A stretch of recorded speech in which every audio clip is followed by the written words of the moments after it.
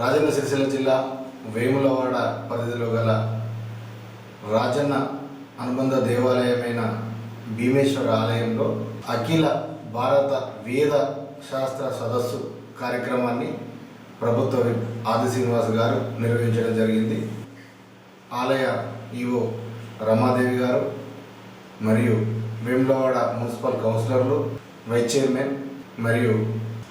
వేద పండితులు ఈ యొక్క కార్యక్రమంలో పాల్గొనడం జరిగింది.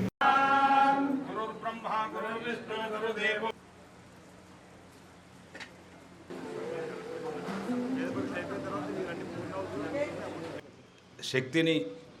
మరియు వాళ్ళ యొక్క చదువుకున్నటువంటి విద్యను పరీక్షించుకోవడానికి కొరకే నలుమూల నుంచి వచ్చినటువంటి విద్యార్థులందరూ కూడా ఎంతో ఉత్సాహంతో వచ్చి ఉన్నారు. గత సంవత్సరం కూడా ఈ పరీక్షలో మనకు ఒక ఆలయంలో అఖిల భారత పార్వతీ రాజరాజేశ్వర అఖిల భారత వేదశాస్త్ర స్మార్త ఆగమ విద్వత్ సదస్సు అనేటువంటిది గత సంవత్సరం నుంచి ప్రారంభించడం జరిగింది. దీంట్లో మాకు తెలిసినంత వరకు వారి యొక్క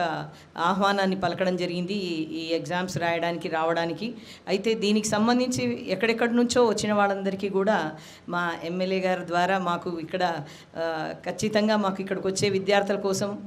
ఇతర రాష్ట్రాల నుంచి వచ్చేటువంటి పరీక్షా అధికారుల కొరకు చివరి క్షణం వరకు మేము దేవాదాయ శాఖలో పనిచేస్తున్నటువంటి అధికారులు అదేవిధంగా వేద పండితులు, బ్రాహ్మణోత్తములు, ప్రధాన అర్చకులు, ఉప ప్రధాన అర్చకులు,